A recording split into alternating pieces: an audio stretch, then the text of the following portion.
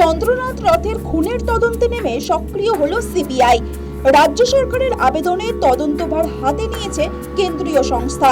মঙ্গলবারের পর বুধবার খুনের স্থান মধ্যমগ্রামের দোহারিয়ায় যান তদন্তকারীরা। ঘটনাস্থল থেকে নমুনা সংগ্রহ করা হয়, খতিয়ে দেখা হয় সিসিটিভি ফুটেজ।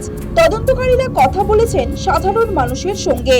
ঘটনাস্থলের পাশে একটি বহুতলের বাসিন্দাদের সঙ্গেও কথা বলেছে সিবিআই এর 5 সদস্যের দল। যে গাড়িতে করে দুষ্কৃতীরা এসেছিল ঘটনাস্থল থেকে তার দূরত্ব খতিয়ে দেখা হয়েছে। করা হয়েছে 3D স্ক্যান।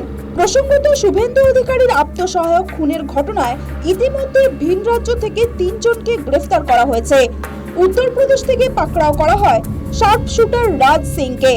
ধৃতদের সিবিআই এর হাতে তুলে দেওয়ার সিদ্ধান্ত নেওয়া হয়েছে। তাদের জেরা করে খুনের মাস্টারমাইন্ডকে খুঁজে বের করা সহজ হবে বলে মনে করছে ওয়াকিবহল মহল। এদিকে তদন্তকারীদের প্রাথমিক অনুমান, খুনের ঘটনায় 8 থেকে 9 জন যুক্ত রয়েছে। খুনের পর উদ্ধার হয়েছে 2টো বাইক এবং একটি গাড়ি। সব মিলিয়ে দ্রুত মূল অভিযুক্তদের গ্রেফতার করে তদন্তের ঝাল গুটিয়ে নিতে তৎপর সিবিআই। News time.